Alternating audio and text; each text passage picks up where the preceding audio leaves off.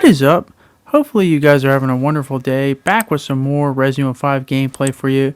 And today I'm going to continue in my series with part 2 of why I believe Resident Evil 5 is the most mishandled and severely botched mainline Resident Evil game of all time. Now, I will say this right now. This video is going to focus on Chris, but I said part 2, meaning that there is a part 1. So if you want to check that out, the link is in the description. But just to sum it all up, part 1 focused on Jill Valentine. And while I tried to just focus all Jill, I did mention a few things about Chris. But just to give you a little quick heads up, because I think watching that video will help you understand this one a lot better. Basically, I did not like how they botched the whole marketing of Resident Evil 5 with Jill and her supposed death, making no one honestly believe that she was dead, on top of not having Lost in Nightmares, not at the actual beginning of the game, not having DLC after the game released.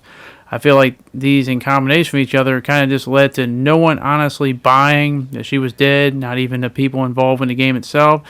And severely with the marketing, it just basically gave it all up before the game even released. So I feel like that took away a lot of the emotion from the game.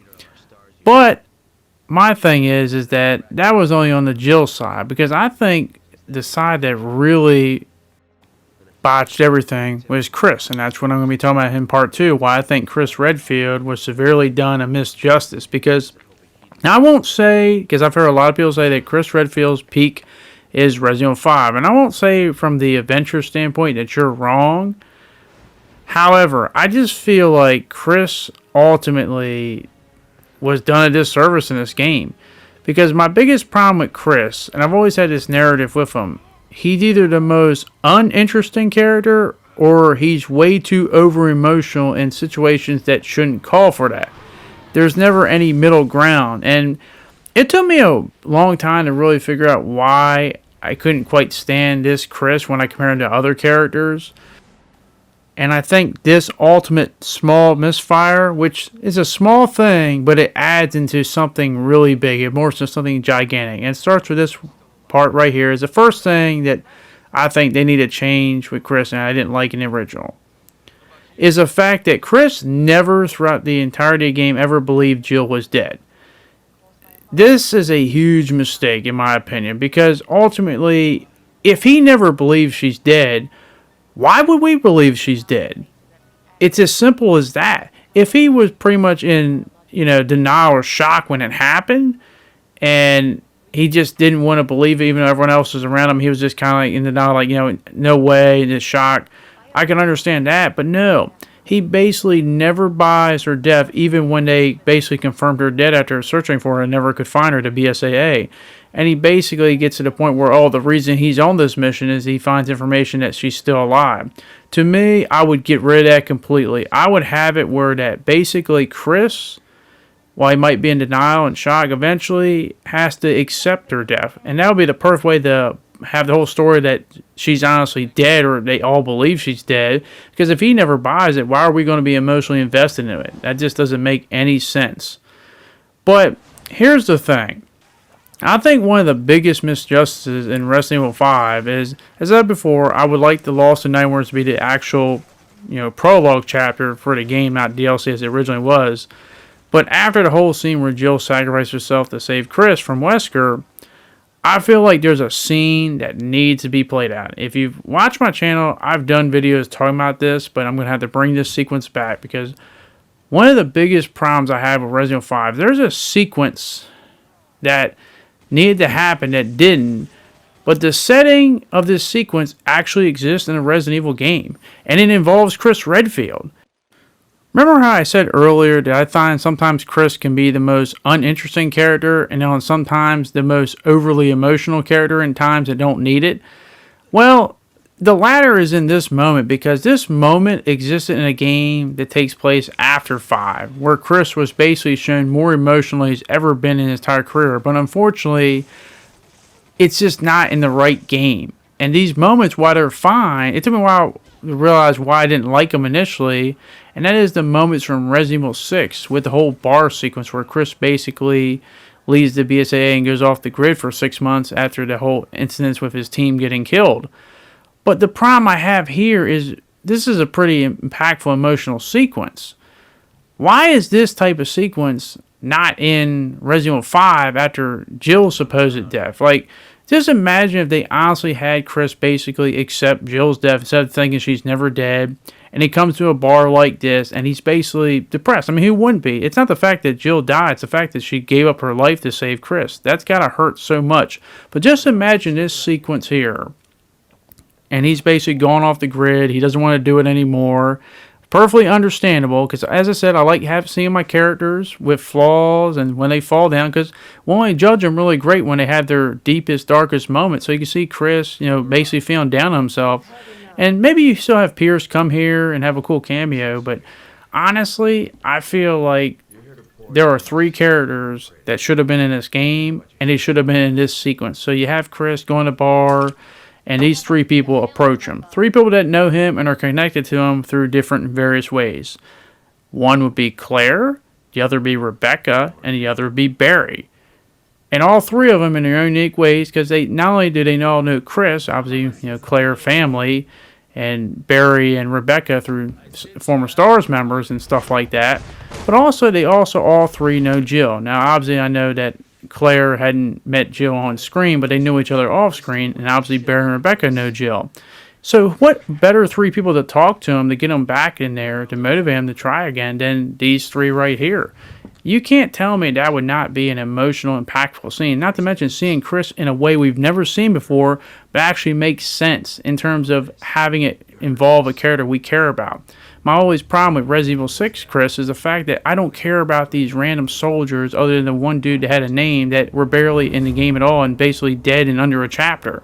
I don't have the emotional connection to those people, but I do have it for Jill, and seeing Chris being this way because of Jill, it would make sense, it would be relatable, and it would see a very sad, somber side. And you can't tell me if that's how the game started at the prologue chapter, that would not be an emotional impact. And I think that's what this game was lacking, Resident Evil 5, emotional impact, because it just didn't have that. Because as I said, when you have Chris never believing they were dead in the first place, why are we the players going to believe it? It's just botched, not to mention the marketing didn't help either. But ultimately, all 3 of them, Barry, Claire, and Rebecca, basically getting through to Chris that, while we'll never forgive what happened to Jill, at the end of the day, I don't think Jill would want you to waste away the rest of your years sitting out here. She'd want you to, grieve, be sad, cry about it, but also, get over it, pick yourself back up, and keep fighting, because that's what she would do. She would want you to mourn her death forever. And it would be a very somber but very impactful sequence. It'd be one of Resident Evil's most emotional sequences to date by far. The fact that we never got it is the saddest part of it all. But unfortunately, it's only me to speculate what could have been. And ultimately, it'd just be nice to see other characters too, because since Resident Evil has a severe problem in just having other characters meet each other in games, with the exception of 1 or 2 for the most part, just connect the whole universe together that seems so disconnected most of the time. But now let's move on. With my next part, I think it just carries on from the first part I announced, with Chris actually believing that Jill is dead and accepting it, and then eventually getting the reveal of Jill in this whole boss fight. It would just add so much more weight and impact. Not to mention, I mentioned in my Jill video that I would like to have multiple Jill encounters. Obviously, Chris doesn't know until the obvious point where she finally reveals herself as Jill, but the point is that I'd have multiple encounters before this epic encounter, just so you can get a sense of somebody might possibly know you through your movements and tactics and stuff. But when you get to the actual real-life boss fight, I feel like this one is so botched because it just doesn't have that emotional impact. Because as I said before, you already knew she was alive. Just having a shock that you didn't know through Chris's eyes, and maybe not so much the players. I think a lot of players probably could have figured it out eventually, but through Chris's eyes, just having that complete shocked reaction. I mean, how would you react if you're him? Someone that you believe was honestly dead, and they're back, and not just that, they're working for your worst enemy from face value. It would just be one of those sequences you could never imagine. And the problem is I have here is Chris doesn't act like somebody who's really that shocked. But ultimately, it comes down to the point that he didn't believe she was dead because he had evidence that she was still alive. So, to me, it all adds up all together. Having her believe that she was dead and then coming to this sequence, it would have been so much more emotional and so much more impactful. But I just feel like the boss fight itself just isn't that great. It's not a terrible fight, as I mentioned in a Jill video. It just doesn't have the emotion that it should have. Like, this should have been one of the most emotional moments to date, something you don't want to do, but you're forced to do anyway. And I just feel like ultimately this was a huge misfire on Capcom's part, because it would just put Chris in a spot where you're kind of with Chris, you emphasize him, you don't want to do this, but unfortunately you're being forced to, and it really would be an emotional, anguishing time as you're trying to get back your partner from the grasp of Wesker's control. But nonetheless, I move on to my next part. And once again, if you haven't watched a Jill video, just a quick little recap, is I wanted Jill to be more involved after you freed her from Wesker's control. I wanted her to actually join Chris. Doesn't mean I want Sheva to go away. I just feel like Sheva could have gone with Josh. Because ultimately, I feel like this should have been a venture that Chris and Jill finished together as the ultimate tag team. But to me, I want them both to team up for the last section of the game, the whole boat sequence, so you get to all the Wesker fights. And I like them to have a lot of interactions, conversations, maybe, showcase the side of Jill that most people aren't used to seeing. Maybe that just pure relief that you're free from control, maybe a little pent up anger for being in control, and then see how Chris reacts to it. Because I feel like this is a sequence that needed to be shown just to add more depth, because obviously I like to hear the relief of seeing them united, but also maybe have their banter return, because as I said, it's been a long time since we've seen a really great tag team reunion of Chris and Jill. And yeah, I know we technically had Death Island, but I'm talking about through a game, and I just feel like this is a very big missed opportunity. And not just to mention for Jill's character, but also Chris, just to emphasize and understand that, hey, I've been given a second chance with my partner who I thought was dead, just to see his relief, the pure happiness of that. Because, as I said, if you had him so depressed and down, the acceptance of her death, just to see his reaction to when she's actually alive and still there and still teaming up with you, that's got to be such a great reaction. Just from a fan's perspective, that would have been a huge, epic moment. But unfortunately, Jill just goes away to the very end of the game. So I just feel like that was a huge, huge misfire there. Overall, I do like Chris a lot. I just feel like the problem with Capcom is they either make him, in a lot of games, just that too generic, not enough things to stand out, or they just make him way too over-emotional in games that probably don't need it. This is the game he needed to be over-emotional in and really upset, because we'd all perfectly empathize with it. We'd all get it. We'd all understand it. The problem is that they do it all in the wrong games. They pick the wrong spots. Resident Evil 5 should have been the most emotional and grilling and satisfying tale in Resident Evil history to this date by far. I mean, it's a culmination of a lot of things, and just having Chris act the way he does, he just doesn't act like a person that kind of lost his partner and going through it. He just kind of feels like, hey, just another adventure. He may have a few moments, but never enough to make me feel like this is a character going through that stuff.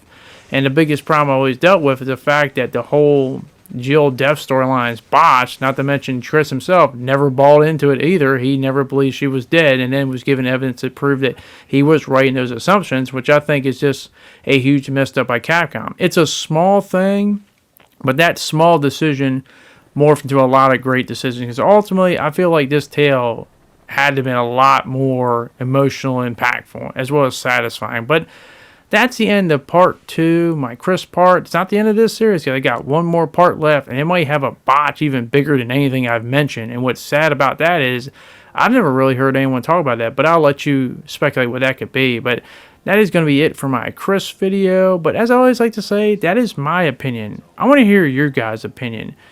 What do you feel about Resident Evil 5 in its entirety? Do you feel like a lot of the characters were botched in terms of the story, how they interacted, in terms of the whole Jill death storyline being botched, or how Chris personally acted in the game, not acting emotional enough and acting over-emotional in the wrong Resident Evil games? Let me know down in the comment section down below. But thank you very much for watching. Hopefully you guys did enjoy this video, and hopefully I can see you guys back in the next one. Thanks, and I'll see you all later. Peace.